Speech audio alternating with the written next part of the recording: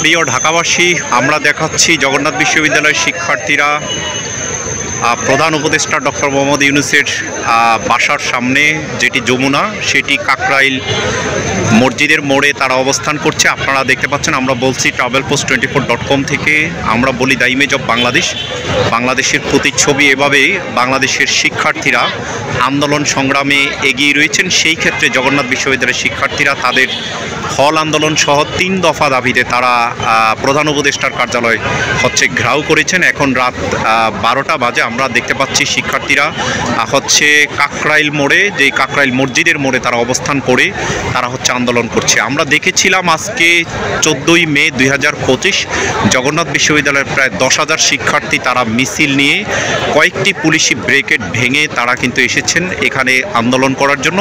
তাদের যে 3 দফা দাবি, তার মধ্যে শিক্ষার্থী ভাতা প্রদান করতে হবে, বিশ্ববিদ্যালয়ের আবাসিক দ্বিতীয় ক্যাম্পাস সেটি নির্মাণ করতে হবে, এবং জগন্নাথ বিশ্ববিদ্যালয়ের সাথে যে বৈষম্য রয়েছে সেগুলো দূর করতে হবে। সেই বিষয়গুলো নিয়ে তারা এখানে আন্দোলন করছেন। আমরা দেখতে পাচ্ছি শিক্ষার্থীরা অনেকেই সারাদিন এখানে ছিলেন, তারা অনেকে ক্লান্ত হয়ে তারা বসে রয়েছেন, অনেকে রাস্তায় শুয়ে তারা আন্দোলন করছেন। আমরা পাশাপাশি দেখতে পাচ্ছি যে পুলিশ, র্যাব এবং বিজিবি, সেনাবাহিনী তারা রয়েছেন। আপনারা যারা এই অতি পরিচিত রাস্তায় যাতায়াত করেন তারা দেখতে পারবেন। আপনারা আমাদের ভিডিওটি লাইক, শেয়ার, কমেন্টস করবেন। আমরা দেখতে পাচ্ছি এই শিক্ষার্থীরা এইভাবে রাস্তায় শুয়ে পড়ে রয়েছেন। যেভাবে 5ই আগস্টের পূর্বে জুলাই আন্দোলন করেছিল, সেভাবে শিক্ষার্থীরা তারা নৈতিক দায়িত্ব বা তাদের যেই দাবি, সেই দাবির জন্য তারা এখানে অবস্থান করছেন। পাশে রয়েছেন কাকরাইল মোড় বিচারপতি ভবন, সেটি রয়েছে, এবং জগন্নাথ বিশ্ববিদ্যালয়ের শিক্ষার্থীরা শান্তিপূর্ণভাবে আন্দোলন করে যাচ্ছে। আমরা এই সকল শিক্ষার্থীদের রাস্তায় শুয়ে থাকা শিক্ষার্থীদের কথা যখন দেখি তখন খুবই কষ্ট লাগে যে এই সকল শিক্ষার্থীরা মেসে থেকে পড়াশোনা করতে হয়। এই কষ্টগুলো খুবই কষ্টকর।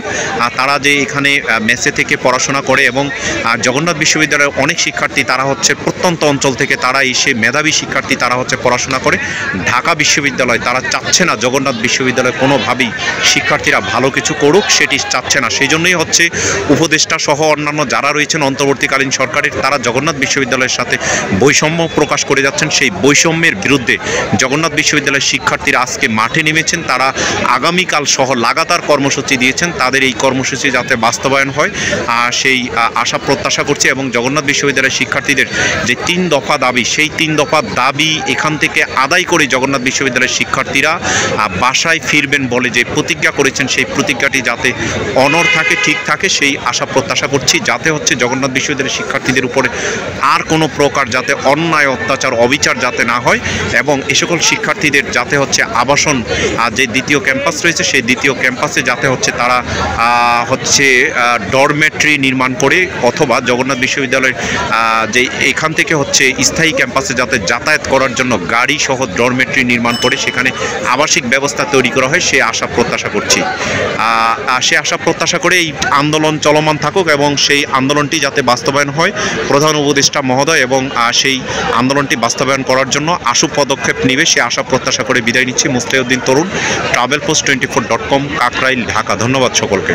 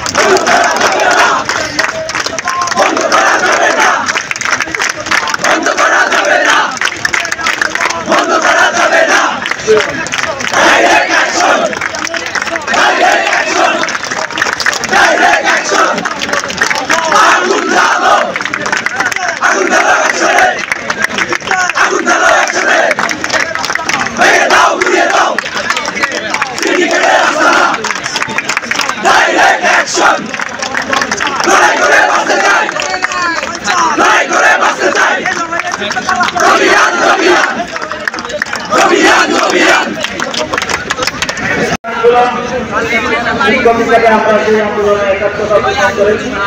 আজকের এই পরিস্থিতিতে যদি ছাত্র ঐক্যের নেতৃবৃন্দ তারা অল্পতার মধ্যেই তাদের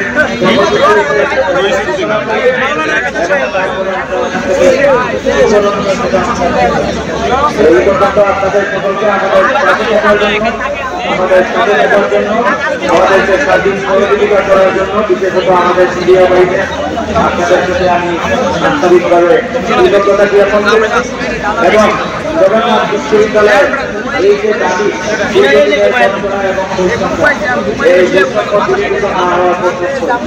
আমরা আপনাদের সর্বাত্মক সহযোগিতা আমরা প্রত্যাশা করি এবং এই বৈষম্য নিরসন না হওয়ার এবং শিক্ষক আমরা আন্দোলনের মাটির ছাত্র